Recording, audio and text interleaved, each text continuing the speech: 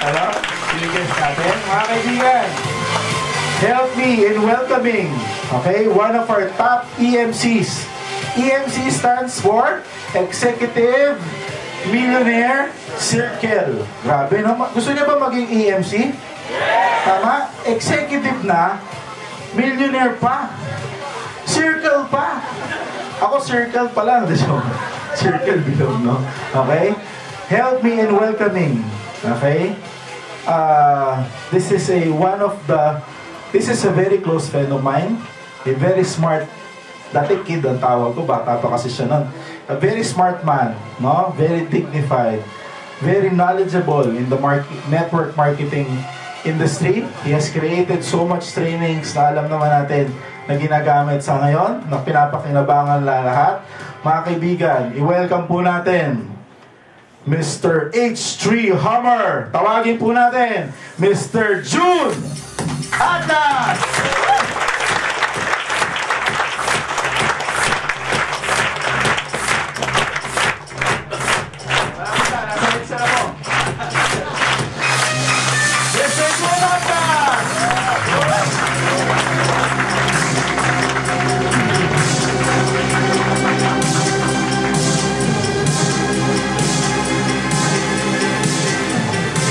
Okay, good morning! Morning! Nasurpresa po ako, nasa kalagitnaan kami ng meeting. Ang sabi sa akin ni Ian, magsishare lang daw. Ako lang ba? Marami kami. Dalawa, tatlo. Ilang minuto? 5 minutes? Sige. Okay, paano ko sisimulan to? Okay, may tanong ako na laging tinatanong sa audience ko. And I would like to ask this question again sa inyo. Especially sa mga first-timer. Pwede bang makita yung kamay ng mga first-timer? Yun, ang dami niyo. Let me ask you this question. Are you living your dreams? Or are you just living your life? Yung bang buhay mo na yan na talaga yung gusto mo? O wala ka lang choice kundi mabuhay? I will give you 3 reasons why I think my question matters now. Number 1 is this. May pagkakaiba po ang buhay na gustong-gusto mo kaysa sa buhay lang na afford mo. Will you agree with me? Yes. There is a big difference between yung coaching sinasakyan mo ngayon, kung ikaw ay may kotse, versus dun sa kotse na talagang gustong-gusto mo. Dati ako, ang pangarap kong kotse, gusto ko magka-Hammer, gusto ko magka-BMW, gusto ko ng Mercedes-Benz. Pero nagtataka ako, lagi kong tinitingnan sa magazine, Kia Picanto. Kasi sabi ko, ito lang yung kaya ng bulsa ko, ito lang yung kaya kong pag-ipunan. Yung Hammer na 5 milyon, yung BMW, yung Mercedes-Benz, mukhang, di ba? Mukhang sa panaginip na lang. May pagkakaiba yung dream life mo versus the life that you can just afford. May pagkakaiba yung dream house mo versus sa tinitirhan mo ngayon. Di ba? Ikaw ba ay may sariling bahay? Lalong-lalo na kung ikaw ay nasa apartment lang. Ano bang bahay yung gusto mo? Yung tinitirhan mo ngayon, yan na ba yung pangarap mo? There is a big difference between your dream house and the house that you can afford. There's a big difference between the quality of life that you want for your family versus the quality of life that you can give them right now. May pagkakaiba yung bakasyon na pinapangarap mo para sa mga anak mo versus sa bakasyon na kaya mo lang ibigay. Nagpasok ka na po ngayon, kamusta yung bakasyon nila? Nai-out of town mo ba? Ako dati takantake kasi yung mga classmate ko nag-out of the country. Diba? Ako, hindi ko alam ano yung pakiramdam na sumakay ng eroplano. Kasi malaki na po ako, graduate na ako ng kolehiyo, nang una kong maranasang sumakay ng eroplano. Domestic pa. Kamusta yung eskwelahan ng anak mo? There is a big difference between the school that you want for them versus the school that you can just afford right now. Again, I think my question matters because there is a big difference between the life that you truly want versus the life that you can just afford. My second reason why I think my question matters is this. Because we only live once. Minsan ka lang mabubuhay, wala ka ng ibang chance para makuha yung pangarap mo. If you cannot live your dream life right now, kailan pa?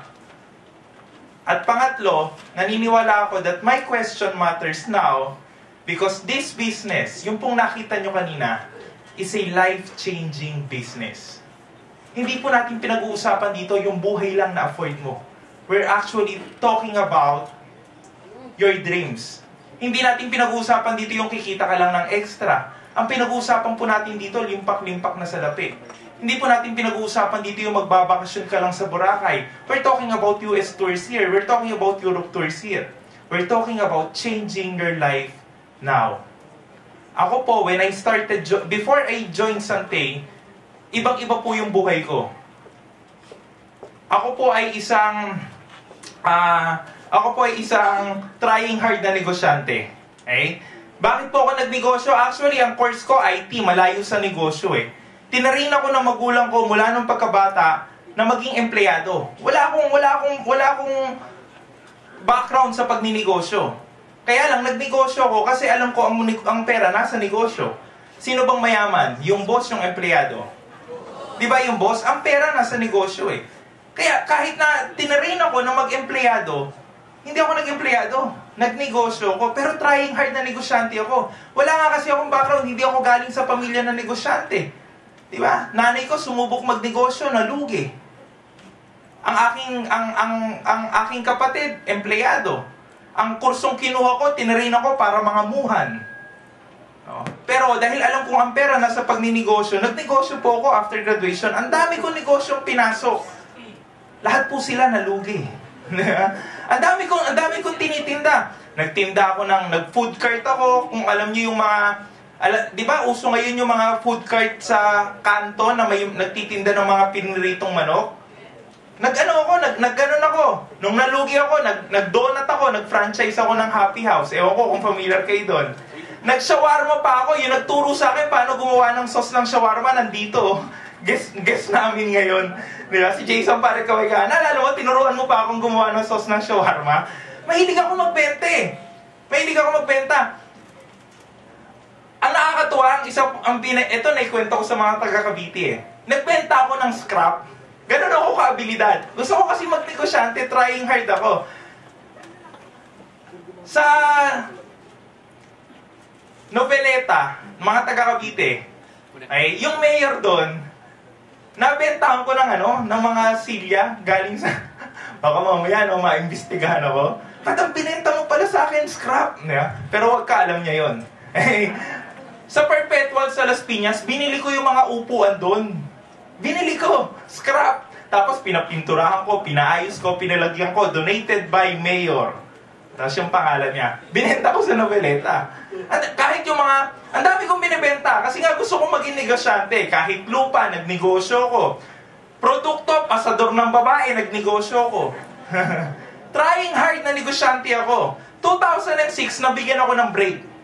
That time, ang binibenta ko, mga fire extinguisher at saka itong yung mga emergency light. Sabi nung supplier ko niyan, John, yung boss ko may produkto, hindi niya mabenta-benta. Sabi ko, ano yan? Ako magbebenta.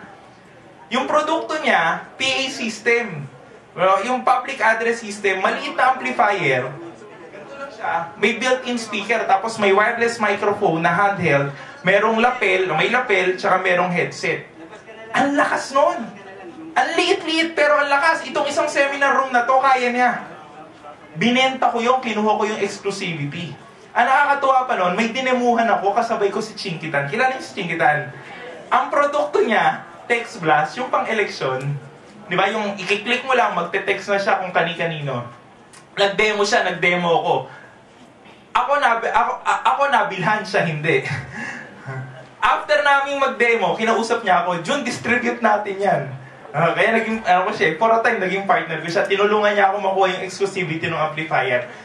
Well, anyway, to keep my long story short, ako po ay trying hard na negosyante. 2006, akala ko break ko na. Dahil dun sa produktong yun. Ang lakas ng benta ko until 2010, presidential election, akala ko makakabenta ako ng marami. Kasi ang number one na aking customer, mga politiko. Ang hindi ko lang alam, nagaya na pala ako ni CDR King. Diba? Nagaya na ako ng mga electronic shop sa Raon. In short, nabaon po ako sa utang. 2010, ito ata yung pinakamadilim na bahagi ng buhay ko. Dahil nawalan ako ng negosyo, nabaon pa ako sa utang.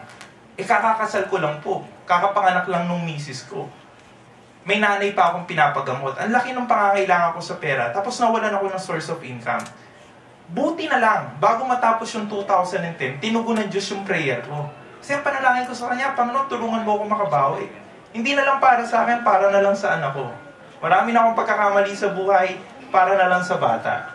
2010, tinugon niya yung prayer ko. And guess what was his answer? Sante. 2010, somebody introduced me this business. Siya po si Mr. Jonathan Ledesma. Ewan ko kung magsasalita siya mamaya, pero siya po ay ninong ko sa kasal. Siya din yung sponsor ko dito. In-introduce na siya kanyang business.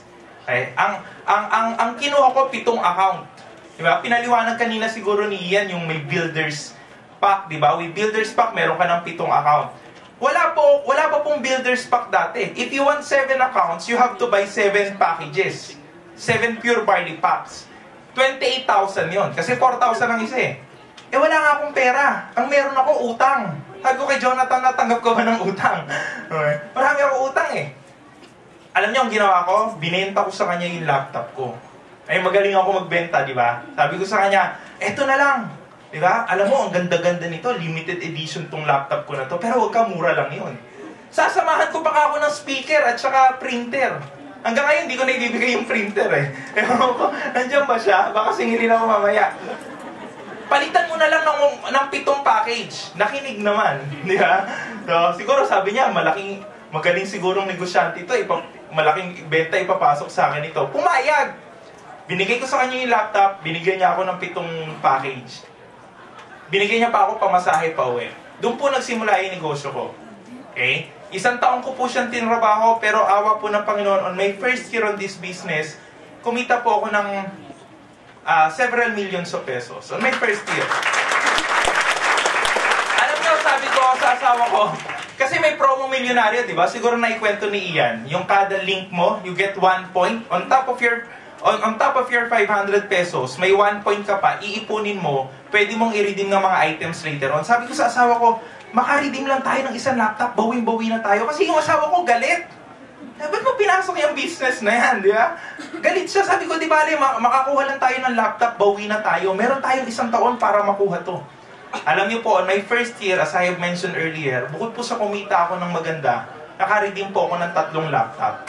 2 Lenovo, 1 MacBook Pro. Yung 2 Lenovo, binenta ko na. Ay, hindi, sorry, yung isa lang pala, yung isa gamit sa branch. Yung MacBook Pro, yun ang gamit ko ngayon. Tingin niyo, bawing-bawi na ako? Sabi ko sa Panginoon, bawi na ako. Pero dahil sobrang bait niya, bago po matapos yung taon, binigyan niya pa ako ng iPad 2. Diba? Kasi ganito po yung promo sa amin. Kahit nakaka-redeem ka na, yung counter mo, nagbibilang pa rin. So, pwede kang mag-redeem ng mag-redeem. Bago matapos yung taon na yun, I was able to redeem an iPad 2. I consider that a bonus na lang. On my second year, dumoble po yung income. Mas lumaki siya. Yung incentive po, mas dumami. Kung di ako nagkakamali sa incentives, nakakuha ko ng bike worth 100,000 eh. Sa dami, hindi ko na matandaan eh. Nakakuha ko ng bike worth 100,000, tapos nagsimula na ako mag-travel. Ang first travel ko, yun po yung first time kong makaalis ng bansa. Hong Kong. Di ba sabi ko sa inyo kanina, ingit na ingit ako doon sa mga classmate kong nag-Hong Kong. 30 anyos na ako nung nakapag-Hong Kong. 32 na nga nung nakapag-Hong Kong ako. Second year namin. After Hong Kong, nag-qualify kami mag-asawa sa Asian Cruise. Sumakay kami sa luxury ship. Wala kang gagawin sa cruise. Pag ikaw nag-cruise, wala kang gagawin kundi kumain. Ang dala mo lang card. Suswipe mo lang na suswipe yun sa mga restaurant, pwede ka nang kumain. Lahat ng kakainin mo, eat all you can. 5 beses ka kakain sa barko, pare, di ba? 5 beses ka, wala kang gagawin sa barko eh. Kain ka, mag-swimming ka, manood ka ng mga show. Kung mahilig ka magsugal, mag-casino ka. Ay kami naman mag-asawa, hindi kami nagsusugal. Ang hobby lang namin, kumain ng kumain. Sinulit namin yon. Yung barko, pumunta ng Singapore tsaka Malaysia. Tapos pagbalik ng Singapore, punta kami Universal Studio. Nagustuhan ng asawa ko yung Universal Studio. Kaya po, last year, nung nag-birthday siya, dinala ko yung family niya sa Singapore tsaka Malaysia. Teka, nag-fast track tayo. Last year yun, di ba? Birthday gift ko sa kanya. Gusto niyo malaman ano yung birthday gift ko sa kanya ng 2013? Binigyan ko po siya ng Honda City. Kotse po yun. Honda City. Yun ang regalo ko sa kanya. Pero hindi niya alam, libre yung galing kay Sante. Kaya ko naman kinukwento sa inyo. Kasi libre yun. Bigay po ng kumpanya yun. Nag-qualify ako sa car incentive. binigay ko sa kanya. So, poging-pogi naman ako, di ba? Hindi niya alam galing sa kumpanya yon. Okay? Dito po, kung car incentives ang pag-uusapan, nakadalawang sasakyan na po ako. Di ba? Yung latest nga, yung sinabi kanina ni Mr. Ian Pagkanlungan, nabili ko yung dream car ko, 3 months after kong mabili yung Honda City ni Mrs. Galing, di ba? 3 months lang, nag-qualify na naman ako ng another car incentive. Binili ko po yung dream car ko. Napakaraming bansa na pong naibigay sa amin ng kumpanyan to. Nakakalabing 5 bansa na po ang napupuntahan namin mag-asawa. Kasama po yung 6 na bansa sa Europa. Okay? Ngayon pong September, no? Sa Vietnam naman po. Kasi kami po ay nag-qualify sa Vietnam yung tour ng Sante. Ang dami na namin napuntahan. South Korea, siguro yun ang pinaka-paborito namin yung South Korea. Nakapunta kami Thailand, Indonesia, lahat po yun libre. Okay, lahat po yun libre. Bukod sa monthly income, si Chiquitan, tinanong ako nung ako po'y nag-guest sa kanyang TV show. Tinanong niya ako, sabi niya, magkano bang kinikita mo dyan? Ako po hindi nagbigay ng figures. Kahit tanongin niyo ako ngayon, hindi po ako magbibigay ng figures. Pero this is what I have told him. Sabi ko sa kanya, yung sweldo ko ng 1 buwan, kayang pakainin ng pamilya ko ng 1 taon. Ang maganda niyan, kahit po ako hindi magsantay ng 1 taon, tuloy-tuloy po yung income ko sa negosyong to. Now, do you think I am now living my dream life? Yes! Opo, pero marami pa po akong pangarap na hindi pa nakukuha. But I'm pretty sure I can get that from this business. Okay, now, bakit namin sinishare sa inyo to? Because again, this business is about changing your life. This business is about getting your dreams. Hindi lang yung, kung extra income lang, pwedeng wag na kayong bumaba dito eh. Pwedeng wag nyo na kaming pansinin kasi maraming extra income sa labas.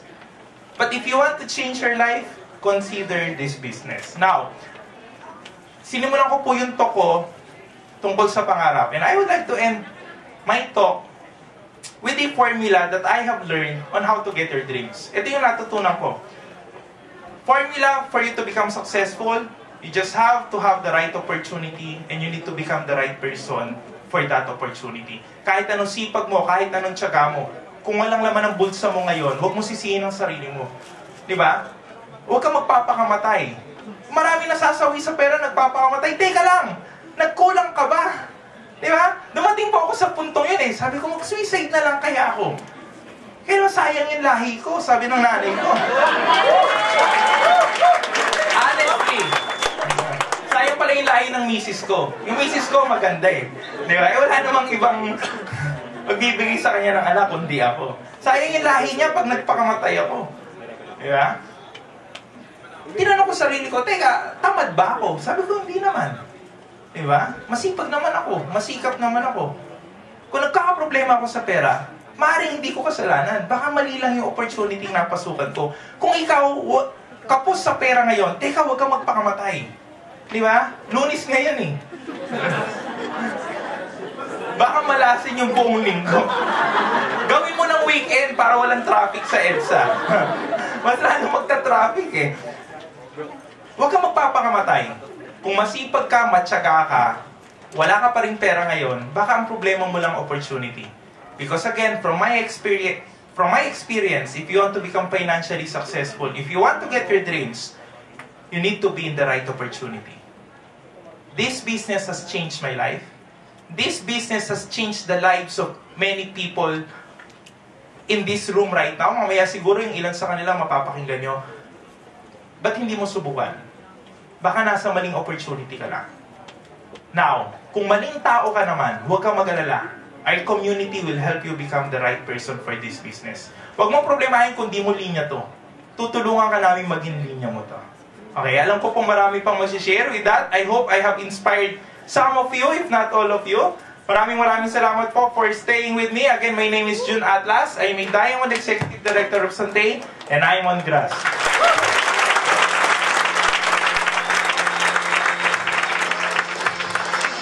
Palakpak po natin, Mr. June Atlas! Yan, kanina naman ang palakpak nyo. Yan.